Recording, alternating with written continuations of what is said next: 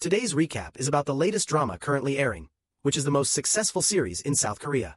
So let's get started. Imagine a tall, broad-shouldered officer with piercing eyes and an intimidating presence going undercover for a mission, one that requires him to pretend to be a high school student and interact with kids young enough to be his own. Talk about humiliating. Now, let's see if our hero can pull it off. But before we dive in, make sure to like this video and subscribe to the channel. Now, let's get started. Our story kicks off with the protagonist speeding on a motorcycle, narrating how one mission turned his whole life upside down. Then, we cut to two men in a dimly lit location, surrounded by their crew, making an exchange. It turns out this isn't just any transaction, they're dealing in stolen artifacts. A Korean seller is handing over a priceless relic to a Chinese buyer, who keeps stressing how valuable and fragile it is. If it's that precious, why sell it in the first place? Meanwhile, our hero is watching from a distance, live-streaming the deal to his team, who have spent months tracking the black market to stop such treasures from being smuggled out of the country. His superior warns him to be careful when retrieving the artifact, to which he confidently replies, "Relax, sir." Famous last words. Before he can even finish his sentence, one of the henchmen spots him. The officer knows he's been caught and gives them a look like, "Well, guess I'm busted." Instead of waiting to be attacked, he jumps down to face them, only, he wasn't exactly graceful about it. After some struggle, he finally lands, and the goons start questioning who this bold intruder is. Naturally, they attack, but he takes them down one by one. During the chaos, the Korean seller tries to slip away with both the money and the relic, but the Chinese buyer isn't having it.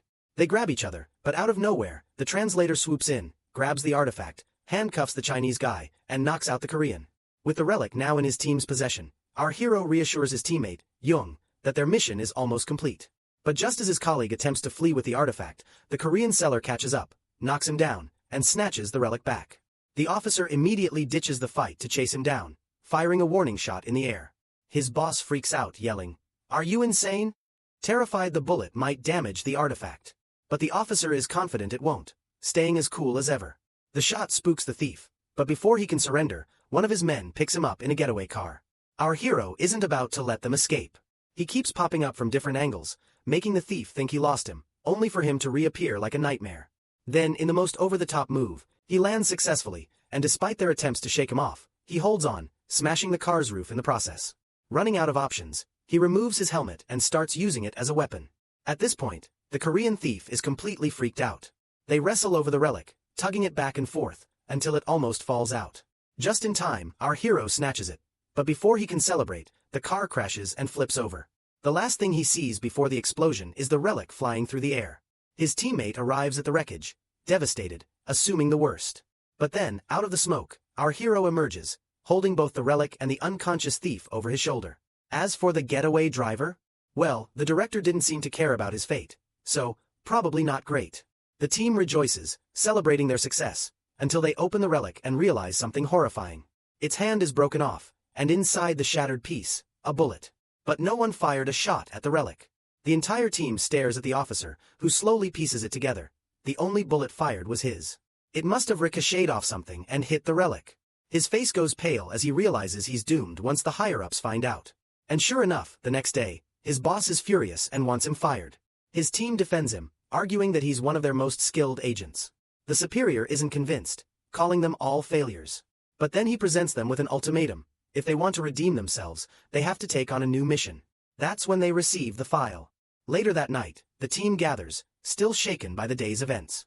Their leader breaks the silence, explaining that they've been given a second chance. The mission. It involves an elite private school called Min, one of the most prestigious institutions in the country. The founder and first headmaster was a high-ranking treasurer during the Japanese occupation.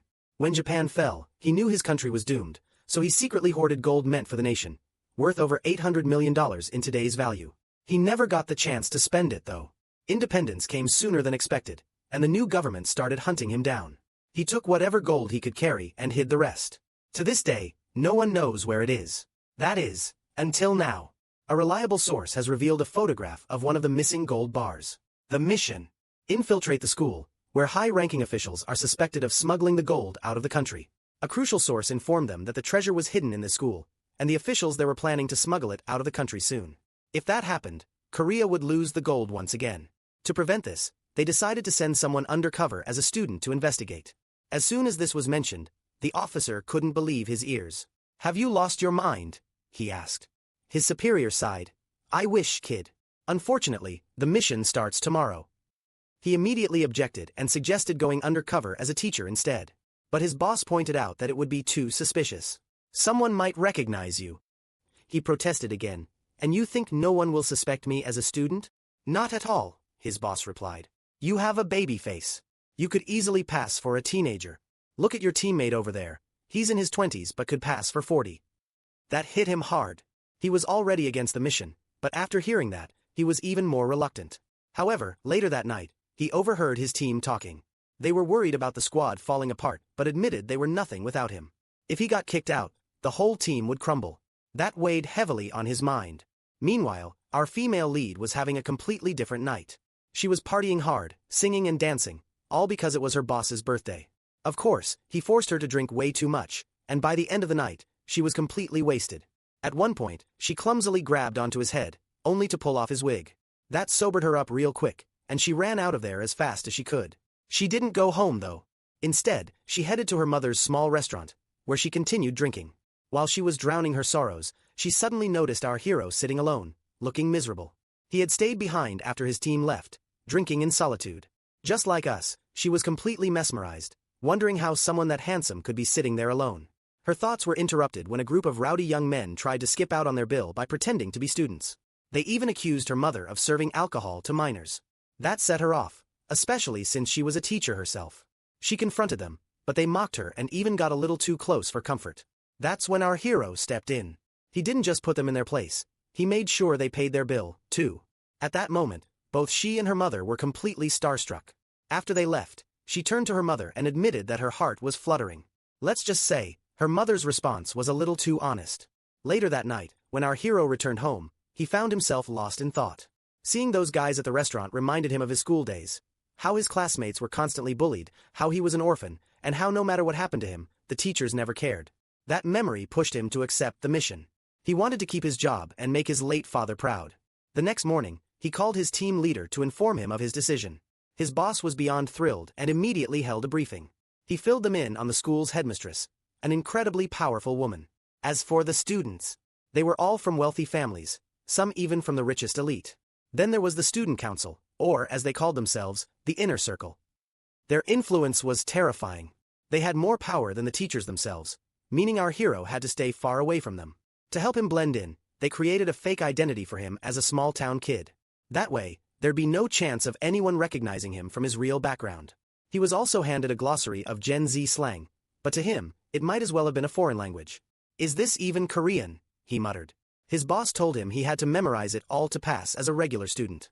Then, he hit him with another bombshell. His first day was that very afternoon. At home, we got a glimpse of his personal life. His former guardian still cared about him deeply. She even begged him to move back in, despite knowing he was doing fine. Her daughter, however, wasn't having it and told her to stop being overbearing.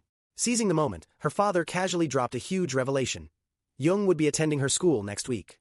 So don't freak out when you see him, he warned. And don't talk to him either. He'll be on a top-secret mission. She was beyond shocked. The next day, our hero arrived at the school, all set for his new role. The first people he encountered?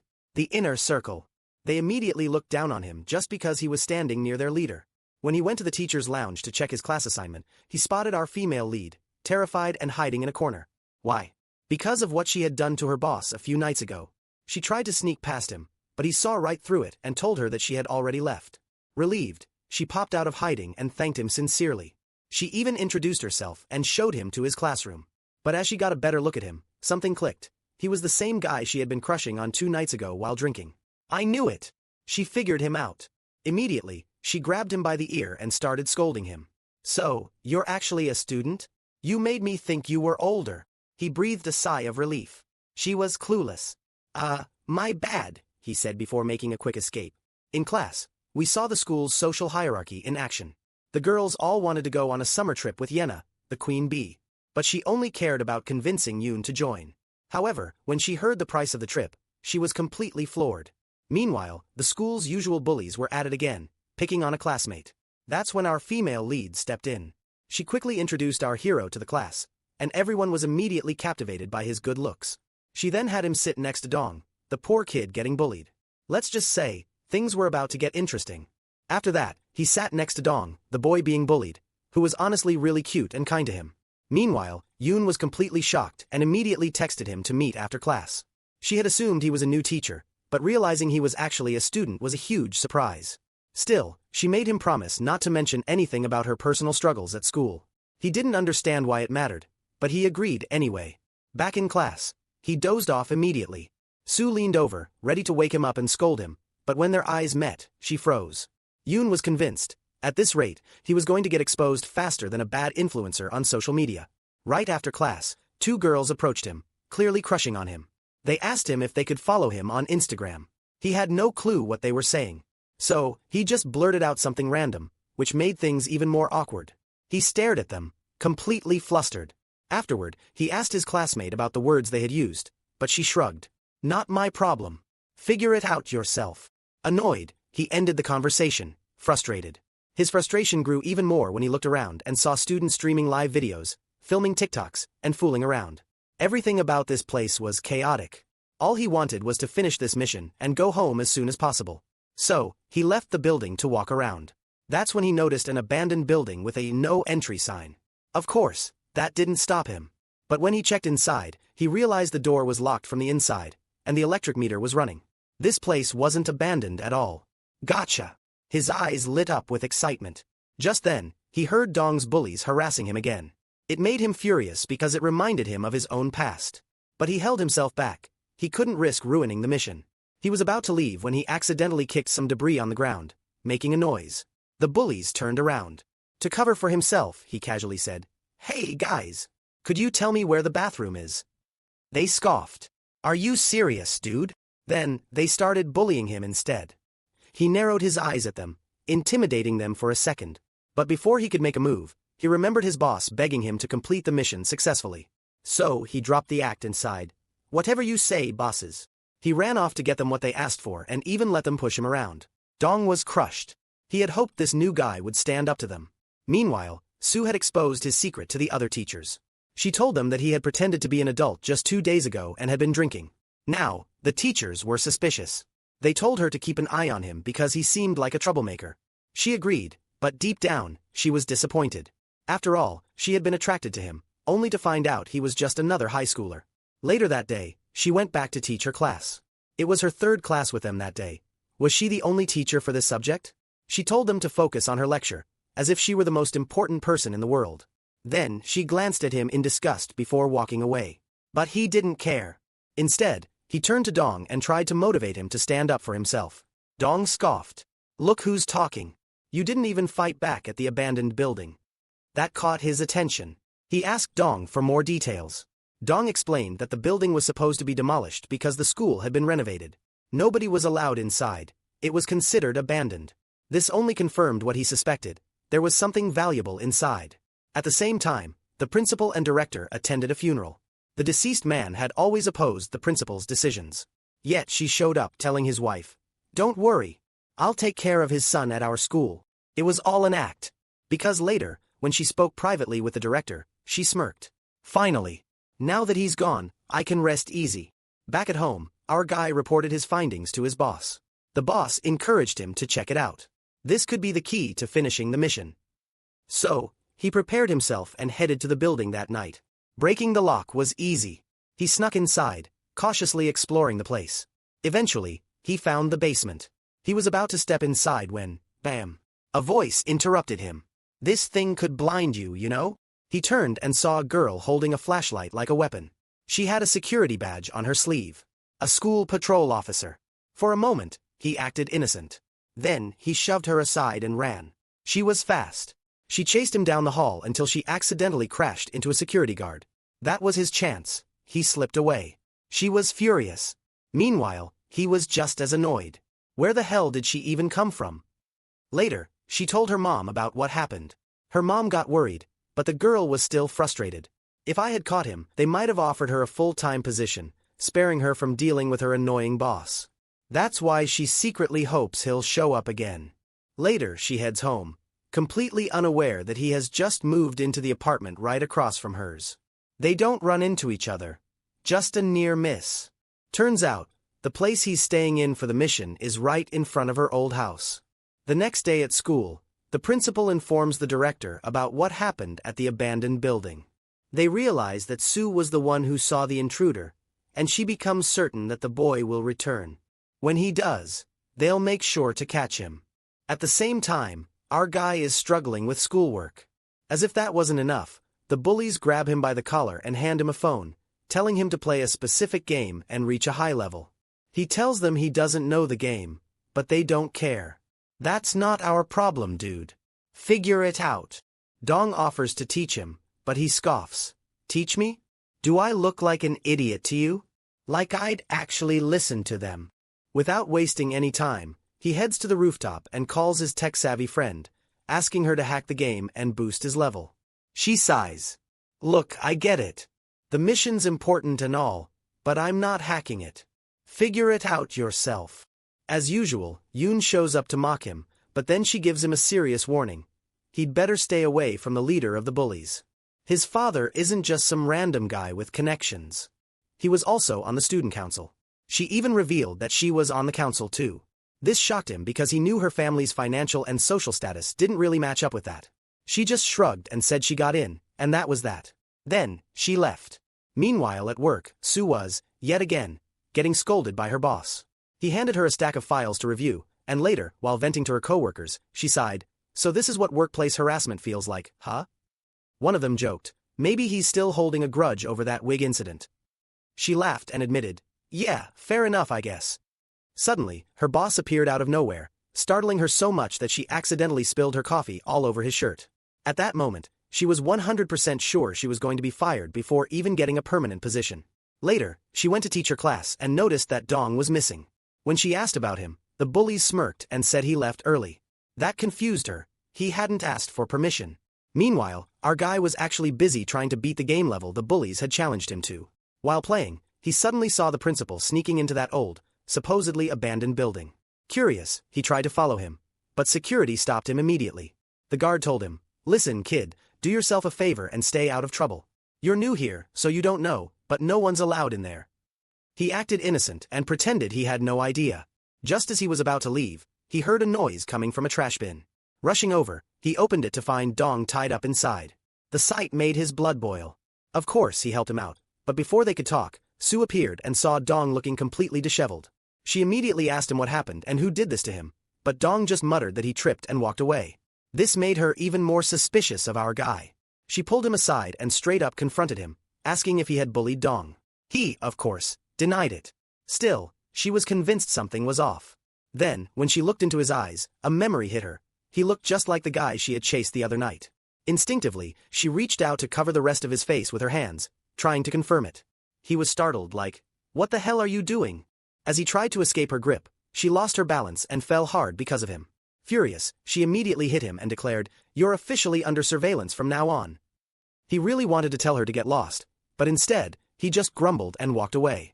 Meanwhile, his team was busy. One of his teammates accidentally stumbled across a news article stating that the school principal was planning a massive new education project. A full-scale city dedicated to schooling, from elementary to high school. The budget. Over $800 million. Everyone froze. That was the exact amount of the missing gold. Which meant, the principal was planning to use the state's gold like it was her personal fortune. They realized they needed to speed things up before she could put her plan into action. And sure enough, the principal was already moving forward. And indeed, the principal is actively planning this project, instructing the administrators to focus on maintaining the school's reputation in the upcoming period. They reassure her that everything is under control. Meanwhile, at the student council meeting, the students gather and engage in discussions as usual. Then, suddenly, Park barged in. No one could stand him, especially since he wouldn't shut up about how he had locked Dong inside the trash bin. Yoon was fuming. "You take way too much joy in torturing people," she snapped. "This isn't some joke. People get hurt." But Park didn't care. Instead, he smirked at her and said, "Please. If Dong wasn't around, I'd be bullying you instead." He then reminded her that if it weren't for her best friend, she never would have made it onto the student council in the first place. That was the last straw. She couldn't let him insult her friend like that. She stood up to him and demanded he apologize immediately.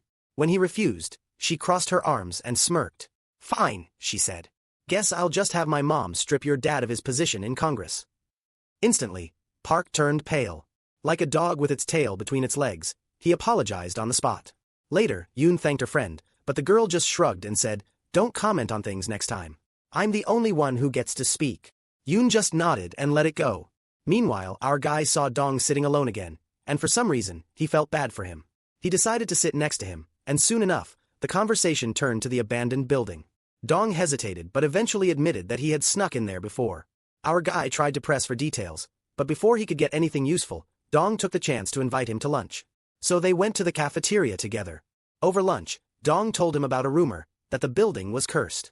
Apparently, a girl who was a brilliant ballet dancer used to study there. But she had been bullied relentlessly.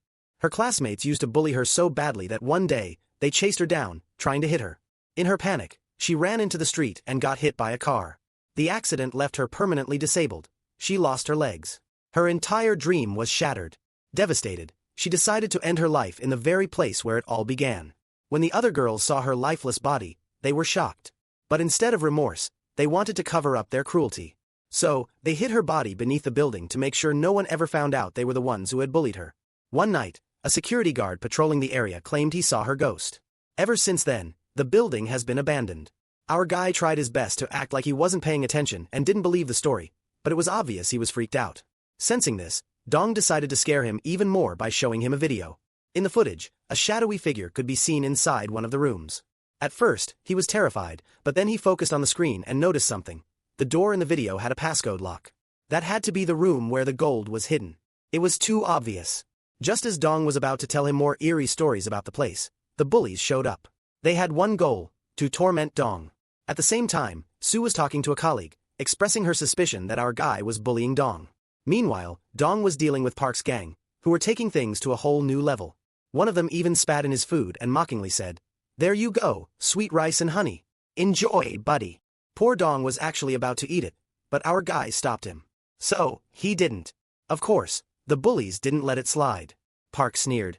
"Oh, so you think you're a hero now?" Then, he swung a punch at our guy to put him in his place. But the unexpected happened. Our guy dodged and struck back, landing a solid hit on Park. The entire cafeteria went silent. No one had ever dared to stand up to Park before. He was the untouchable school tyrant. Furious, Park tried to attack again, but our guy dodged him once more and hit back. He was about to go for a third round when Sue suddenly stepped in and ordered them to go to the disciplinary office. Right before they got there, Sue's boss showed up. Instead of punishing Park, he just let him go without a word. Then, he turned to our guy, narrowed his eyes and snapped, "You're nothing but trouble." Our guy was completely disgusted. He realized that nothing had changed since his school days. These institutions never held the real troublemakers accountable. Sue, meanwhile, was still trying to act like the responsible teacher. She confronted him, demanding to know why he was bullying Dong. He couldn't take her cluelessness anymore. "Are you actually stupid?" he snapped. "Or are you just pretending like the rest of them? Maybe you really don't know anything, or maybe Park and his gang are just that good at acting." He looked her in the eyes. "Honestly, I really hope it's the first one. Because if it's not, then you're even worse than I thought." Then, he walked away. His words hit her hard. She felt like a complete failure. Later, while drinking alone, she couldn't shake the feeling that maybe she really wasn't fit for this job. Her mother reminded her why she had become a teacher in the first place, because of the first student she had ever failed to protect. That only made her feel worse. Meanwhile, our undercover team was feeling optimistic. They were convinced that the mission would be wrapped up soon and that their guy wouldn't cause any trouble. That hope didn't last long. Their boss walked in with a video of the cafeteria fight and played it for them. They all froze, realizing just how big of a mess this was. That night, the principal summoned our guy and tore into him. "Your father would be ashamed of you," he said coldly. Our guy didn't react. He acted like he didn't care. But as he walked home, his mind replayed old memories. He remembered when his dad had tried to explain his job to him, without giving away any real details, of course. His father had been an intelligence officer. One day, before heading out on a mission, his dad said goodbye. Neither of them knew it would be the last time they'd ever see each other. That memory ignited something in him. He was determined to finish this mission, no matter what.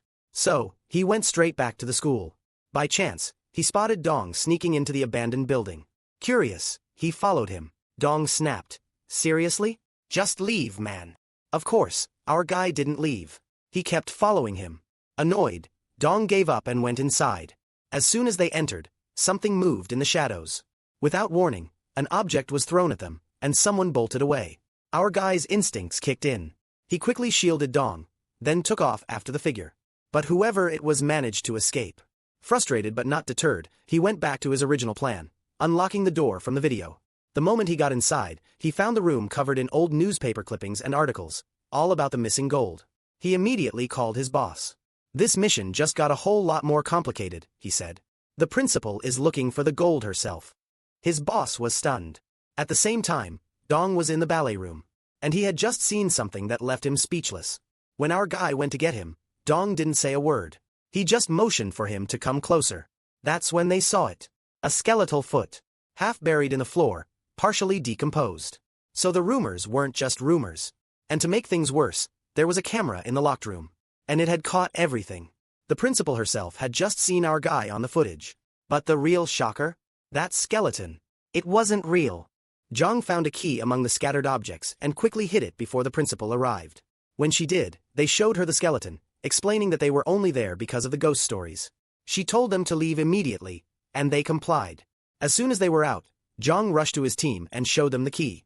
It had something written on it. The beginning of the path. This made them realize that the principal might have created the ghost stories as a way to guide them toward the gold.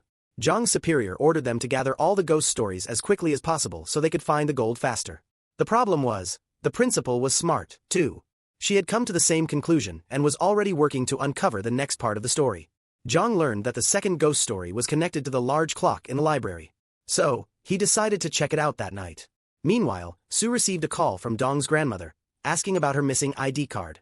She mentioned that Jong had come to take it, saying it was needed for school matters. Furious, Sue stormed off to confront him. Jong, however, had no idea what she was talking about. Then, it hit him. Park must have taken Dong's grandmother's ID and used Jong's name to frame him. Sue returned to her office, fuming. As she sat there, she remembered her first student, the one she had failed to help. The girl used to wear headphones during class, isolating herself from everything. But Sue quickly shook the memory away, refusing to dwell on it. Meanwhile, the intelligence team made a discovery. The broken skeleton was fake. This meant that Jong hadn't actually cost them the treasure. But instead of telling his team, their superior kept this information hidden to force them to stay on the mission. Despite the setback, there was progress. Jong recalled seeing a drop of blood while chasing the mysterious figure in the abandoned building the night before. He had collected a sample and asked his colleague Young to analyze it. When the results came back, instead of meeting Sue as she had requested, Jong went straight to the person behind it all. The so-called ghost turned out to be a security guard at the school, a clueless old man who had just happened to enter the building while eating. His cat had wandered inside, and he had followed.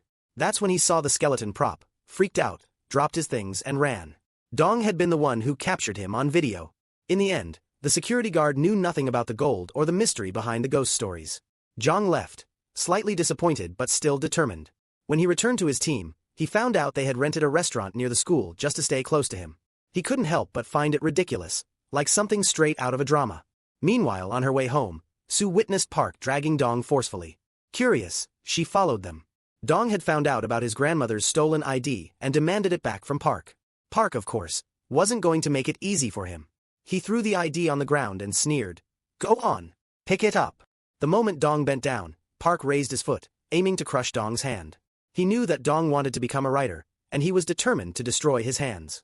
Before he could do it, Sue intervened. She ordered Park to go to her office immediately. Park scoffed. "Are you dumb or what? If you weren't so cute, I'd have taught you a lesson too." Annoyed, Sue grabbed Dong's ID and handed it back to him. At that moment, Jong appeared, stepping in just in time to see a chaotic scene on the street. Dong's grandmother had blocked traffic with the boxes she was collecting. Realizing the situation, Jong stepped in, helped her gather everything, and even walked her home. Once they arrived, she found out that he was Dong's classmate. She was grateful and gave him $2 as a thank you gift, asking him to look after her grandson. Dong, who had followed them, was embarrassed by the small amount. But Jong reassured him that it was more than enough. Before leaving, Jong gave Dong his number and told him to call whenever he needed anything. As Jong walked away, Sue was on her own path, lost in thought. She remembered a conversation with her colleague, who had advised her to pretend not to notice the bullying. It frustrated her because, deep down, she knew she was powerless to stop it. Trying to distract herself, she went to a convenience store to buy her favorite drink. Coincidentally, Jong was there, too. They both reached for the same bottle, and Sue quickly grabbed it first. Jong sighed and grabbed another one from the shelf. Sue smirked at first but then hesitated. She apologized for accusing him unfairly earlier. Jong raised an eyebrow. "So, You finally admit you were wrong? She nodded. He leaned against the counter, arms crossed. Now that you know the truth, he asked, what are you going to do about it? Zhang handed her one of the $2 that Dong's grandmother had given him. She shook her head. I don't deserve it. I can't even help the boy. Zhang didn't say anything and simply continued eating. That's when she noticed something. He was picking the vegetables out of his rice. It reminded her of someone from her past. She looked at him and said, You remind me of someone I used to know. And from my personal expertise in dramas, I can tell you right now, they are the same person. But don't worry, we'll find out the truth in episode 9. Meanwhile, the police suddenly showed up at Dong's house. His grandmother was arrested on charges of running an illegal gambling website. Dong was devastated. He immediately called Zhang for help. Zhang rushed to him with Sue, and as soon as Zhang heard the full story, he knew Park was behind it. Sue couldn't believe it. How could a kid get an old lady into this mess? When she got home, she made a decision. She was going to expose Park. She posted on the school's group, listing all his crimes, bullying, fraud, and even using innocent people's IDs to create illegal gambling sites. The school went into chaos.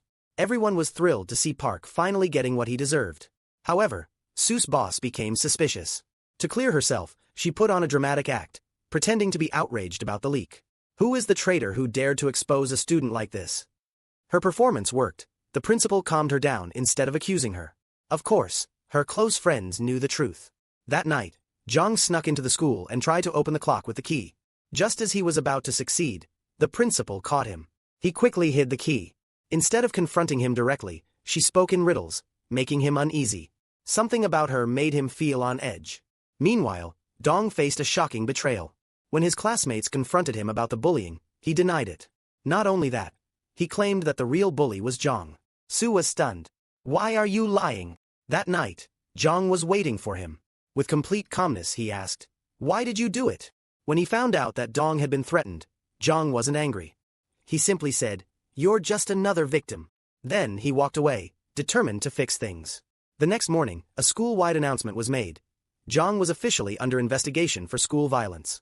If found guilty, he could be expelled. His friend Young found out who framed Dong's grandmother and got his location. Zhang was determined to expose everything. However, Sue was in trouble. The meeting about Zhang's case had already started, and everyone wanted him expelled. Just as things looked hopeless, Zhang burst into the room. He arrived on a motorcycle, stunning everyone. Then, he dragged in the con artist who had been working with Park. It was obvious. The man was about to spill everything. But this wasn't just about Zhang proving his innocence. The strong, confident man standing before them hadn't always been this way. Years ago, as a student, he had been bullied too. Back then, when he fought back, the bully's parents demanded his expulsion. His principal, who had acted as a father figure, begged for forgiveness on his behalf. He had told Zhang to apologize. Zhang refused. I'm the victim. They threatened to expel him. Instead of backing down, he said, If you kick me out, I'll just disappear. His teacher had grabbed his wrist and told him, You can't run away. You have to fight. And so, he had fought. Now, years later, he was doing the same thing. He was ready to face the darkness with darkness. But the question remained, how far would he go? And what would happen when the truth finally came out? That's something we'll see in part 2.